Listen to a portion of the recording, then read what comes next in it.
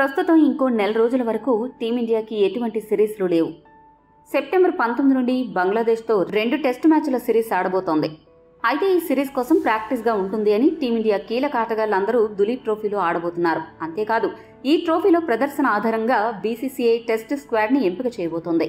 ఇదిలా ఉంటే బంగ్లాదేశ్తో జరగబోయే సిరీస్తో టీమిండియా టెస్ట్ జట్టులో భారీ ప్రక్షాళనలు జరగనున్నాయి అనే వార్తలు వినబడుతున్నాయి. ముఖ్యంగా ఓ 4 ఆటగాళ్లు ఎప్పటికీ టెస్ట్ జట్టులో స్థానం దక్కించుకోలేరు అని స్పష్టమవుతోంది. ఇంతకీ ఆ 4 ఆటగాళ్లు ఎవరు అనే వివరాలు ఇప్పుడు చూద్దాం. భారత క్రికెట్ బోర్డు దులీప్ ట్రోఫీ కోసం మొత్తంగా 61 మంది ఆటగాళ్లను సెలెక్ట్ చేసింది. సీనియర్ ఆటగాళ్లు తప్ప మిగతా టీమిండియా స్టార్ ఆటగాళ్లు, యువ క్రికెటర్లు ఈ ట్రోఫీని ఆడబోతున్నారు.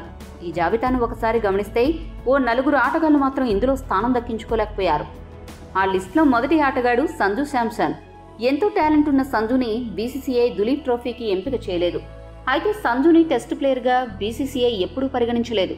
అతడి కెరీర్ మొత్తం గమనిస్తే అతడికి టీ20 అలానే వన్డే జట్టులో మాత్రమే స్థానం కల్పిస్తూ వచ్చింది.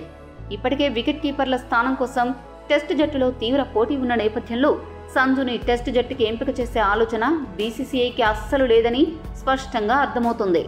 ఇక రెండో ఆటగాడు చాహల్కి గత కొద్ది కాలంగా టీమిండియాలో స్థానం దొరకడం కష్టంగా మారింది. ఒకవేళ దొరికినా అతడు బెంచ్కే పరిమితమవుతున్నాడు. యువ క్రికెటర్స్ నుండి గట్టి పోటీ ఒక కారణమైతే అతడు ఫీల్డింగ్ కూడా పేలవంగా ఉంటుంది. ఈ కారణాల దృష్ట్యా బీసీసీఐ అతన్ని దూరం పెడుతూ వచ్చింది. చాహల్ కూడా దులీప్ ట్రోఫీకి ఎంపికవ్వలేదు. మూడో ఆటగాడు పృథ్వీ షా. ఇతడి ఆరంభం ఎగసిన కెరటంలా ఎత్తుకు ఎగిరి ఒక్కసారిగా నేలకు పడిపోయిందనే చెప్పాలి. సచిన్ అంత గొప్ప క్రికెటర్ అవుతాడు అనుకుంటే దారుణమైన ప్రదర్శనలు కనబరిచి జట్టుకు దూరమయ్యాడు. ఐపీఎల్లో కూడా ఢిల్లీ క్యాపిటల్స్ జట్టుకు భారంగా మారాడు.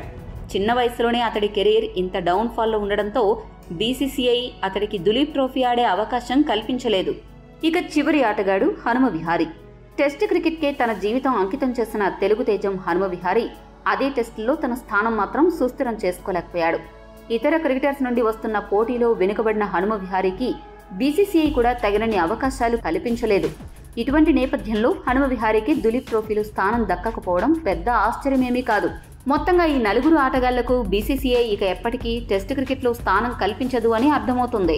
ఈ 4 ఆటగాళ్లలో ఎవరికి అన్యాయం జరిగింది అని మీరు భావిస్తున్నారు? మీ అభిప్రాయాన్ని కామెంట్ చేయండి.